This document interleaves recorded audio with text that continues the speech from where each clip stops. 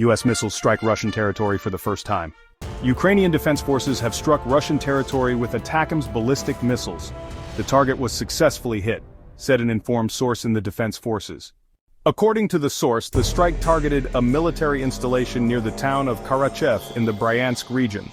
Indeed, for the first time we used ATACMS to strike Russian territory. The strike was carried out against a facility in the Bryansk region, and it was successfully hit, the source said. Karachev is located near Bryansk, around 130 kilometers from the Ukrainian border. The bombed military facility contained Russian aerial-guided bombs, anti-aircraft missiles and ammunition for multiple launch rocket systems, as well as artillery ammunition, including North Korean shells. This is the first time that ATACMS have struck Russian territory, following the green light given by the Biden administration, as announced by various U.S. media. Kyiv, November 19, Reuters. Ukraine used U.S. ATACMS missiles to strike Russian territory on Tuesday, taking advantage of newly granted permission from the outgoing administration of U.S. President Joe Biden on the war's 1,000th day. Russia said its forces shot down 5 of 6 missiles fired at a military facility in the Bryansk region. Debris of one hit the facility, starting a fire that was swiftly put out and caused no casualties or damage, it said. Ukraine said it struck a Russian arms depot about 110 kilometers, 70 miles, inside Russia, an attack that caused secondary explosions. Ukraine's military did not publicly specify the weapons used, but a Ukrainian government source and a U.S. official confirmed it had used ATACMS. A U.S. official said Russia intercepted 2 of 8 missiles and that the strike was at an ammunition supply point. Biden gave approval this week for Ukraine to use ATACMS, the longest-range missiles Washington has supplied, for such attacks inside Russia. Russian Foreign Minister Sergei Lavrov said the use of ATACMS was a clear signal the West wanted to escalate the conflict. Moscow has said such weapons cannot be launched without direct U.S. operational support, and their use would make Washington a direct combatant in the war, prompting Russian retaliation. The attacks came as Ukraine marked 1,000 days of war, with a fifth of its territory in Russian hands, and doubts about the future of Western support, as U.S. President-elect Donald Trump heads back to the White House. Russia's defense ministry also said air defense units destroyed 42 Ukrainian drones in at least 8 southern and central regions between 9 p.m. and 11:55 p.m., 1800 to 2055 GMT, on Tuesday, including 32 in Bryansk region. Ukraine has long deployed drones to hit targets deep inside Russian territory, including airfields and sites associated with energy. But the use of dozens dispatched over a short period of time was unusual. At the United Nations in New York, Ukraine's UN ambassador Sergei Kyslytsya read a statement from his country and 42 others and the European Union rejecting Russia's attempted illegal annexation of Ukrainian territory and demanding immediate withdrawal. 1,000 days is a tragic reminder of the need to remain resolute in ensuring that international law prevails, not just in Ukraine, but wherever it is challenged, he said. A map showing the range of ATACMS missiles to strike areas within Russia and the town of Karachev, where a Russian arsenal was reportedly attacked. Military experts say using the U.S. missiles can help Ukraine defend a pocket of captured Russian territory in the Kursk region as a bargaining chip, but was not likely to have a decisive impact on the 33-month-old war, in part as the move comes far too late. The missile's range of up to 300 kilometers is much shorter than some that Moscow has used to strike Ukraine, including its hypersonic Kinzhal weapon with a reported range of up to 2,000 kilometers. On Tuesday, Russian President Vladimir Putin signed a new nuclear doctrine that appeared intended as a warning to Washington. It lowers the threshold under which Russia might use atomic weapons to include responding to attacks that threaten its territorial integrity. Washington said the update to the nuclear doctrine was no surprise and rejected more of the same irresponsible rhetoric from Russia. Zelensky said the step showed Putin had no interest in peace, especially on this day. They presented a nuclear weapons strategy. Why? They didn't present a peace strategy. Did you hear it? Putin wants war. The Pentagon said the U.S. State Department has approved another potential $100 million sale of military equipment and services to Ukraine, while Denmark said it was making a new donation of about $138 million for the development of Ukraine's arms industry. Trump has criticized the scale of U.S. aid to Kyiv, and said he will end the war quickly, without saying how. Both sides appear to anticipate his return in 2 months will be accompanied by a push for peace talks, which are not known to have taken place since the war's early months. The warring sides have been escalating to try to secure a stronger position at any negotiations. Zelensky says Kyiv must do everything for the war to end diplomatically next year. At this stage of the war, it is being decided who will prevail, whether us over the enemy or the enemy over us Ukrainians and Europeans. And everyone in the world who wants to live freely and not be subject to a dictator, he told Parliament. Dozens of civilians and soldiers gathered for a moment's silence at a candlelit commemoration in the evening in Kyiv. Some sobbed, "My life has been turned upside down. There is no life for me. I only want victory and to return home." "I am grateful to all the men defending our country," said Yulia, from the city of Mariupol, which was captured by Russia in 2022. UN spokesperson Stefan Dujarric cited data from the UN Human Rights Office that more than 12,000 civilians had been killed and nearly 27,000 injured in Ukraine over the past 1,000 days, with more than 2,400 child casualties. Over 6 million Ukrainians live as refugees abroad, and the population has fallen by a quarter since Putin ordered the invasion that began Europe's biggest conflict since World War II. Military losses are huge, although casualty figures remain secret. Public Western estimates based on intelligence reports say hundreds of thousands have been wounded or killed on each side. In the first year after the invasion, Ukrainian troops pushed Russian forces back from the outskirts of Kyiv and recaptured territory. Since then, relentless trench warfare has ground eastern Ukrainian cities to dust. In a move described in the West as an escalation, Russia has deployed 11,000 North Korean troops, some of whom Kyiv says have clashed with Ukrainian forces in Kursk. Zelensky said Pyongyang could send 100,000 soldiers. Russia, for its part, continues to advance slowly in eastern Ukraine, and said it captured another settlement on Tuesday. With winter setting in, Moscow on Sunday renewed its aerial assault on Ukraine's power system, launching the biggest barrage since August. There has been no public narrowing of negotiating positions. Kyiv demands a full Russian withdrawal from all occupied territory and Western security guarantees, comparable to membership in NATO's Mutual Defense Treaty, to prevent future Russian attacks. Moscow says Ukraine must drop all ambitions to join NATO, and withdraw all troops from provinces Russia says it has annexed since its invasion. President Vladimir Putin on Tuesday formally lowered the threshold for Russia's use of its nuclear weapons, a move that follows US President Joe Biden's decision to let Ukraine strike targets inside Russian territory with American-supplied longer-range missiles. The new doctrine allows for a potential nuclear response by Moscow, even to a conventional attack on Russia by any nation that is supported by a nuclear power. Russia's defense ministry said Ukraine fired 6 US-made ATACMS missiles early Tuesday at a military facility in Russia's Bryansk region that borders Ukraine, adding that air defenses shot down 5 of them and damaged 1 more. Ukraine's military claimed the strike hit a Russian ammunition depot.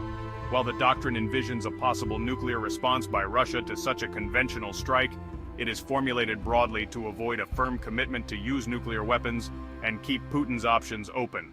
US approval for Ukraine long-range missile strikes into Russia is a slim lifeline for Kyiv. Explainer: Europe.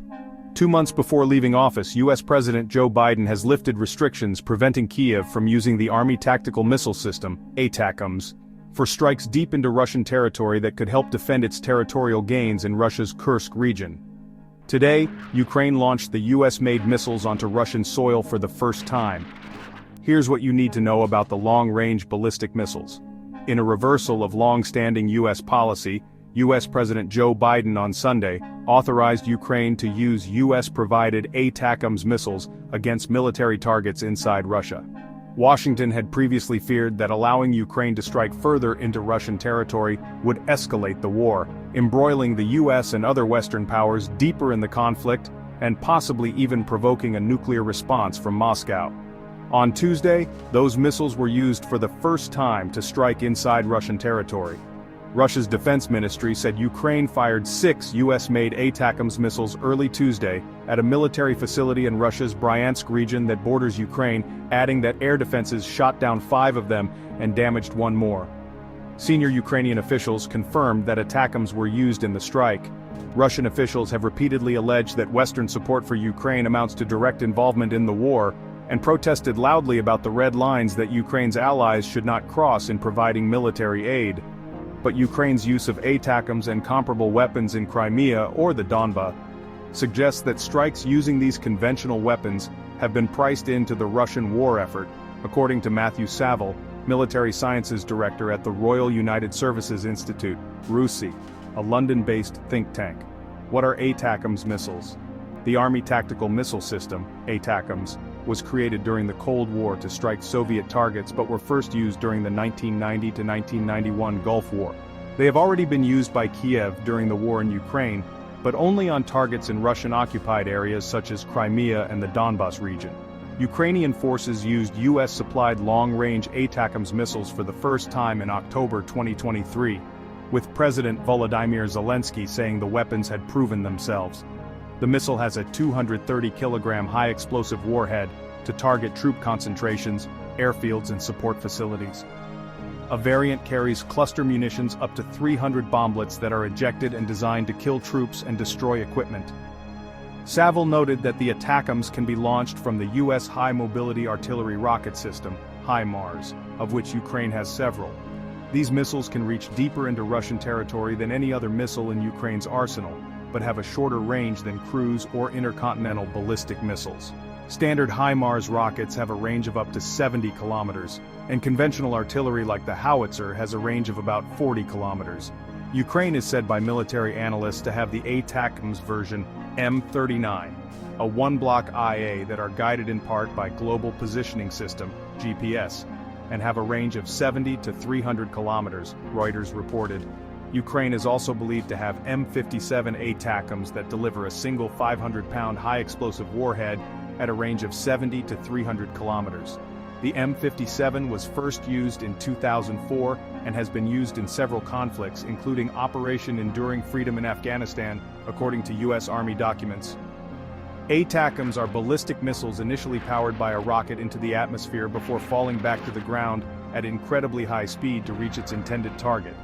The ATACMS missile travels at Mach 3, or 3 times the speed of sound, 3,700 kilometers per hour, as it streaks towards its target, making it much harder for Russian missile defenses to intercept than non-ballistic missiles or drones. France and Britain have provided Scalp and Storm Shadow cruise missiles, which are launched from aircraft and have a range of 250 kilometers. But neither government has spelled out whether they would follow the U.S. lead and allow Ukraine to use them for longer-range cross-border strikes. According to Davis Ellison, strategic analyst at the Hague Center for Strategic Studies, employing drones along with ballistic or cruise missiles has been a hallmark of the war. Used in combination, they can overwhelm air defense systems to ensure the heavier payload of the missile strikes the higher-value target, he said.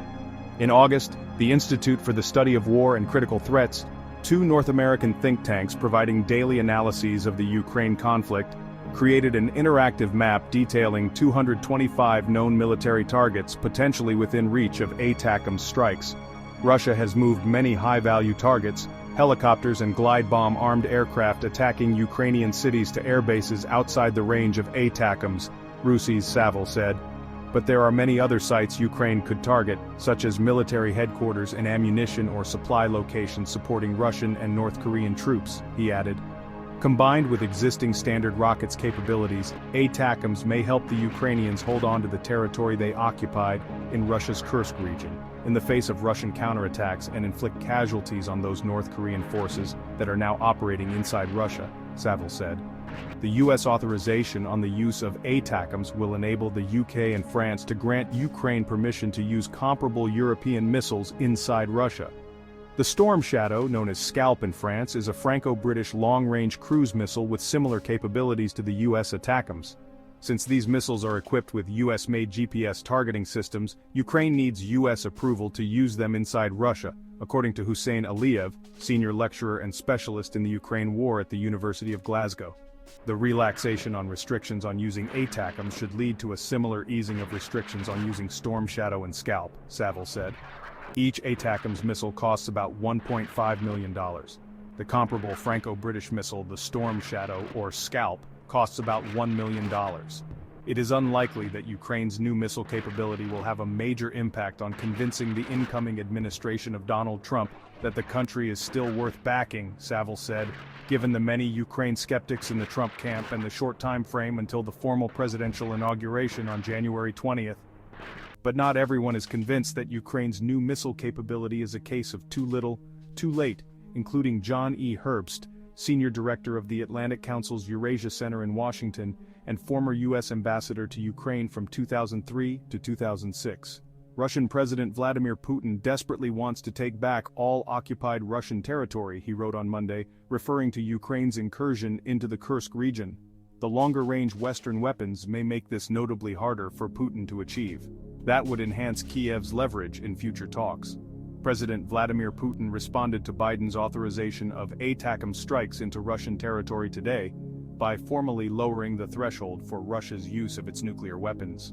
The new doctrine states that a nuclear retaliation would be possible even in response to a conventional attack on Russia by any nation supported by a nuclear power. When asked Tuesday whether a Ukrainian attack with US-provided long-range missiles would potentially trigger a nuclear response, Kremlin spokesman Dmitry Petrov said that it could. US approval for Ukraine long-range missile strikes into Russia is a slim lifeline for Kiev.